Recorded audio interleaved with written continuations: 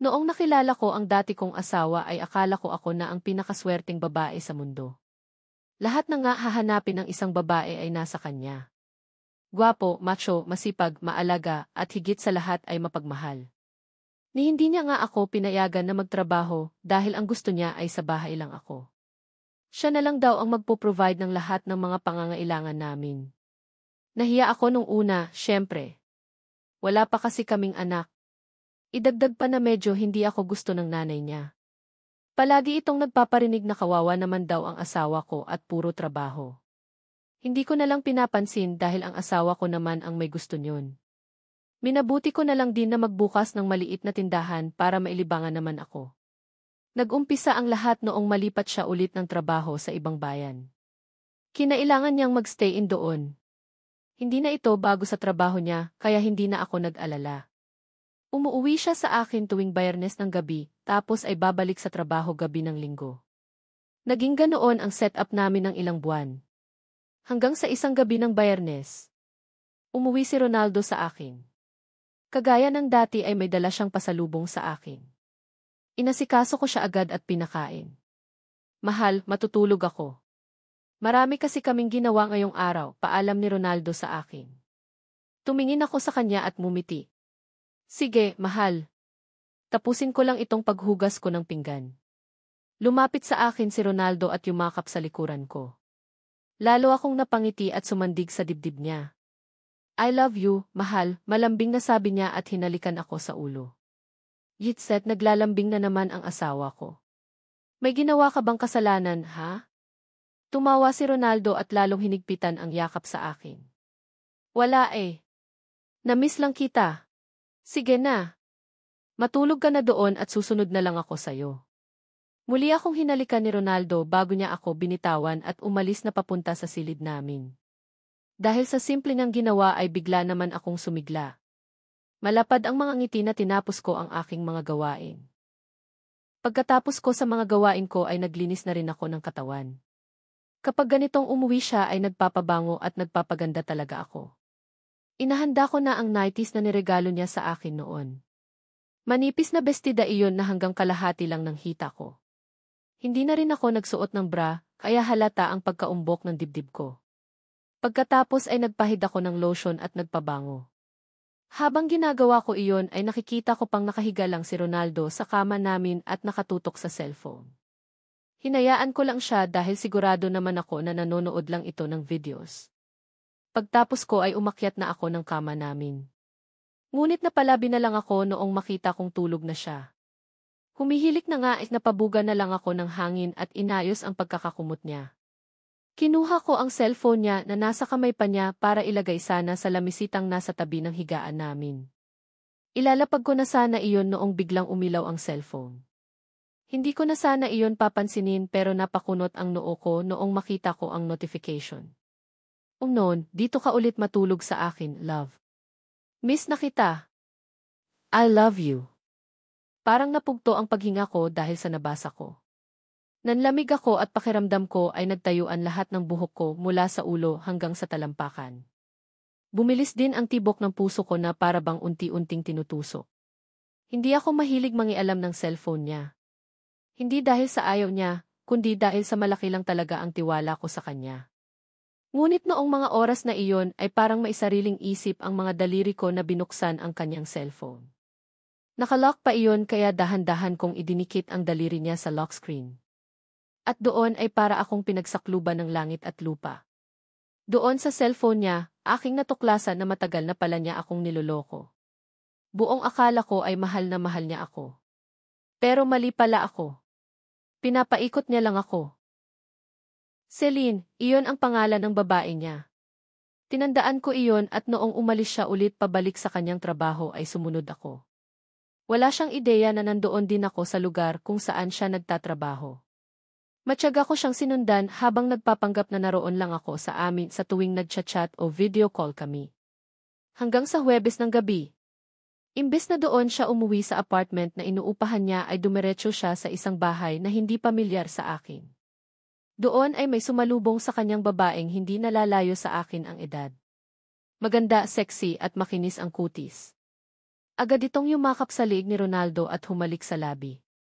Malapad naman ang mga ngiti ng asawa ko habang gumaganti sa mga yakap at halik nito. Para akong naupos na kandila habang pinapanood sila. Hindi ko napigilan ang mga luha ko at napahagulhol sa loob ng tricycle na sinasakyan ko. Hindi ako sumugod. Hindi ako nagwala at nag-eskandalo. Nanahimik ako at nag-imbestiga kung sino ang kabet ng asawa ko. Nagtanong-tanong ako sa mga kapitbahay nito, kaya nalaman ko ang buong pangalan nito. Pagkatapos ay doon hinanap ko sa social media ang pangalan niya. Nalaman ko na halos 1 taon na silang magkarelasyon ng asawa ko. Muli akong nasaktan dahil sa mga panahon na iyon ay wala man lang akong naramdaman na kakaiba kay Ronaldo. Walang nagbago sa kanyang pakikitungo sa akin.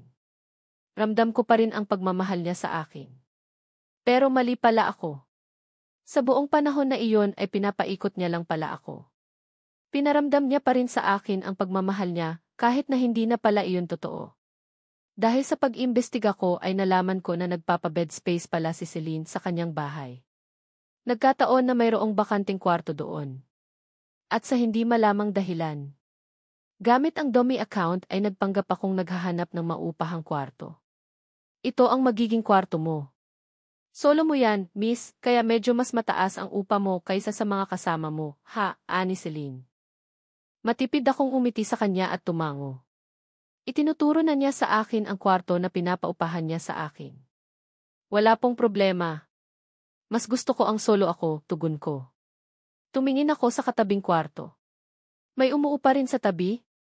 Mabilis na umiling si Celine. Naku. Wala. Kwarto ko yan. Pakiramdam ko ay tinutulungan ako ng Diyos sa ginagawa kong panghuli sa kanila at talagang katabi pa ng silid ko ang kanya. Ngunit pinilit ko pa ring maging kaswal sa harap niya. Kahit kating-kati na ang mga kamay ko na sampalin siya. Umiti ako sa kanya. CJ, kuhain ko na. Agad kong ibinigay ang deposit at advance payment. Inabot niya na rin ang susi kaya pumasok ako agad doon at tahimik na napaluha. Hindi ko alam kung ano ang mangyayari. Ngunit desidido na ako. Huhulihin ko ang asawa ko at kabit niya. Nagmadali ako sa pag-aayos ng kwarto. Nagdala ako ng ilang mga gamit para hindi magtaka si Celine. Kabado pa ako dahil anumang oras ay maaring dumating dito ang asawa ko. Habang ginagawa ko iyon ay patuloy ko pa rin kausap si Ronaldo. Ang masakit pa ay naririnig ko rin silang nag-uusap ni Celine pagkatapos namin magkausap. Love. Ipagluluto kita. Bilisan mo, ha? Miss na kasi kita, malambing na sabi ni Celine. Napatigil ako noong kumukuha ako ng tubig sa kusina. Naroon din kasi si Celine at nagluluto nga. Sige na. Dalian mo na lang, ha? Iyong pinabibili ko sa iyo, huwag mong kalimutan. Opo. I love you, love. Mwah! Napalunok ako. Parang may tumurok na kung anong matalas sa aking dibdib noong marinig ko iyon. Lalo na noong marinig ko rin na tumugon ang asawa ko ng I love you too, love. Wala akong kamalay-malay na hindi nang pala ako ang sinasabihan niya ng mahal. Buong akala ko ako lang, ngunit matagal na pala akong may kahati sa kanya. Paano niya nagawa sa akin ito? Asawa mo, pasimpleng tanong ko kay Celine. Kunyari ay hindi ko alam ang totoo. Tumingin sa akin si Celine at ngumiti ng malapad. Hindi. Boyfriend lang. Talaga? Mabait iyon. Pogi. Humagikik siya. Kung hindi nga lang pogi talaga yon. Hindi ko papatulan may asawa na kasi. Natigilan ako sa sinabi niya.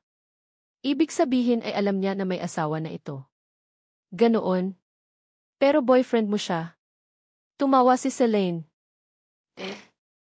Tanggap ko naman na hindi talaga kami. Alam ko rin naman na pasta niya lang ako. Lalo akong naguluhan. Pwede pala iyon? Pwede pala na sa pagpapalipas nila ng oras ay napili nilang manakit ng tao. Pero nangako siya sa akin na hihiwalayan niya raw ang asawa niya para magsama na kami, kinikilig na kwento niya. Doon ay para akong nanlambot. Balak pala akong hiwalayan ng asawa ko para sa ibang babae. Ano ba ang nagawa ko at naisipan niya itong gawin sa akin? Wala naman akong ibang ginawa kundi ang pagsilbihan siya bilang asawa ko. Bakit niya ito ginawa sa akin? Unti-unti akong nakararamdam ng galit. At bago pa ako sumabog ay minabuti ko ng magpaalam at pumasok sa loob ng silid ko. Ayaw kong mabulilyaso lahat ng plinano ko dahil sa emosyon ko. Kinuha ko na lahat ng mga kakailanganin ko sa labas at nagbanyo. Dahil darating na ang asawa ko. Kagaya ng inaasahan ay hindi nga nagtagal, dumating si Ronaldo. Nakilala ko agad ang boses niya sa labas. Nasa tapat lang ng sala ang silid ko, kaya rinig ko ang mga pag-uusap nila. Bawat lambingan, bawat hagikikan nila ay para akong unti-unting pinpatay. Kinalimutan ako agad ng asawa ko kahit nakakatapos lang namin mag-usap. Katatapos niya lang magsabi sa akin na mahal niya ako. Nagtiis ako. Pilit kong pinigilan ang nararamdaman ko. Hanggang sa tumahimik na ang paligid.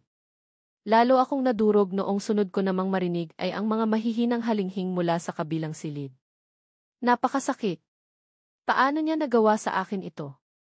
Lumipas ang mga araw na naging ganoon ang sitwasyon namin. Uwi si Ronaldo sa akin tuwing weekends. Pagkatapos ay babalik siya sa trabaho niya na walang kamalay-malay na nakasunod ako sa kanya. Makikita ko siyang uwi kay Celine at doon nila ginagawa ang kanilang mga kababuyan. Inipon ko lahat ng mga ebidensyang kailangan ko. At noong nakakuha na ako ng sapat ay magpapaalam na sana ako kay Celine. Pero bago ko pa man iyon magawa ay nagulat ako. Bigla ay may ibang lalaki ang dumating sa bahay ni Celine. Nanahimik muna ako ay nagmasid. Hindi maipagkakaila. Boyfriend niya rin ang lalaking dumating. Base sa mga galaw nila. Sa pag-uusap, kagaya ni Ronaldo ay pumasok sila sa silid ni Celine at doon ay ginawa ang mga kamunduhan nilang nais. Hindi ko alam ang mararamdaman ko sa natuklasan ko. Awa. Saya. Ewan ko. Pero isa lang ang alam ko, niloloko rin niya ang asawa ko. Grabe magbiro ang tadhana. Hindi ko na pala kailangang gumanti pa. Kaya umuwi ako sa bahay na buo na ang desisyon ko. Iiwan ko ang asawa ko. Hinanda ko lahat ng mga ebidensya ko. Nagprint ako ng mga larawan nila na nakuha ko. At inayos ang mga gamit ko. Bago ako umalis ay idinikit ko lahat ng mga larawang nakuha ko sa dingding ng sala namin. Mga palitan nila ng chats na nakuha ko. Higit sa lahat ay ang kopya ng annulment paper na aking ipinasa. At ang larawan ng isa pang lalaki ni Celine. Pagkatapos ay nag-iwan ako ng mensahe sa mga malalapit naming kaibigan at kapamilya na magkakaroon ng salo-salo sa bahay. Ang sinabi ko ay iniimbitahan sila ni Ronaldo na pumunta sa bahay sa araw na iyon. Mariin kong sinabi sa kanila na sa oras at araw na sinabi ko lang sila pupunta. Noong makita kong maayos na ang lahat ay dinala ko na ang mga gamit ko sa bagong lilipatan kong apartment. Malayo sa mga pamilya at kaibigan namin. Sa bagong lugar kung saan hindi niya ako masusundan. Sa ngayon ay heto na ako.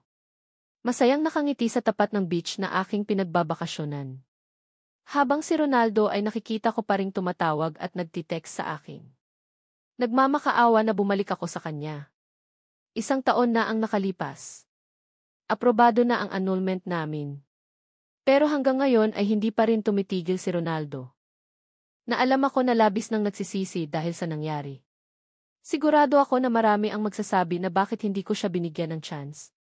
O kaya naman ay bakit hindi ko na lang inaway sila. Pero para sa akin, tama na ang ginawa ko. Tama nang alam ko na nakaganti ako sa paraang alam ko. Ilang taon niya akong pinaikot at pinaasa na ako lang. Natotoo siya sa akin. Iniputan niya ako sa ulo at pinagmukhang tanga. Pero ano ang kapalit? Hindi rin siya minahal ng babaeng pinagpalit niya sa akin. Ngayon ay hindi lang ako ang nawala sa kanya. Kundi maging ang pamilya at kaibigan naming inakala rin na maayos kami. Kahit kailan ay hindi ko pagsisisihan ang ginawa kong pag-iwan sa kanya. Dahil sa ginawa ko ay muli kong nakita at minahal ang pinakaimportanteng tao para sa akin. Iyon ay ako.